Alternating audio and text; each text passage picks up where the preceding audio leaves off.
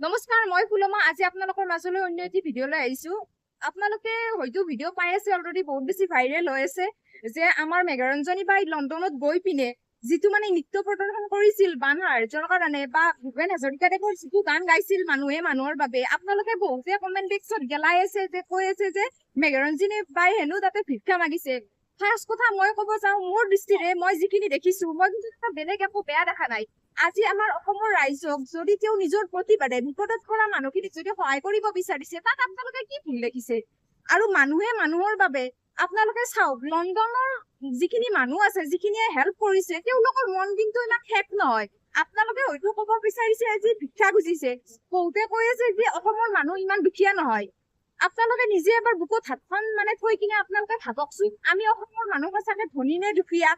আমি নিজক সান্তনা দিব পাৰো, আমি আচলতে সান্তনা লভিব পাৰো যে আমি অসমীয়া নহও দুখীয়া, কিন্তু ৰিয়েলিটি এনেকুৱা নহয়।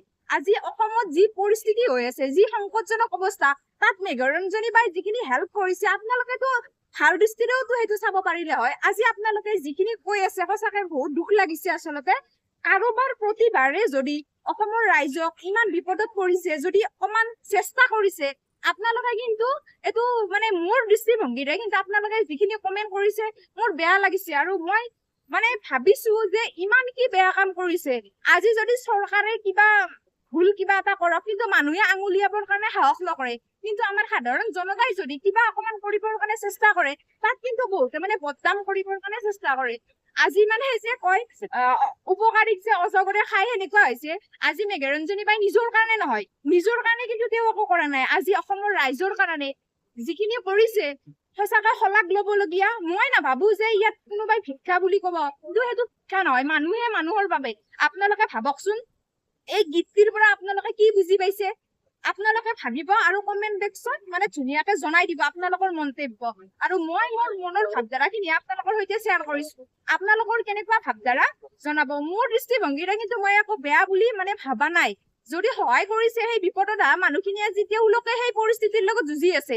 আজি বহুত সংখ্যক লোকে আজি ঘৰ পোৱা নাই। আপোনালোকে চাব পাৰে, সময় যুগৰ নিচিনা এজন ইউটিউবাৰে যিমানখিনি সহায় কৰি আছে আমাৰ অসমত, আপোনালোকে কেতিয়াবা ভাবিব পাৰিছে যে আমাৰ অসমত ইমান দুখীয়া মানুহ আছে?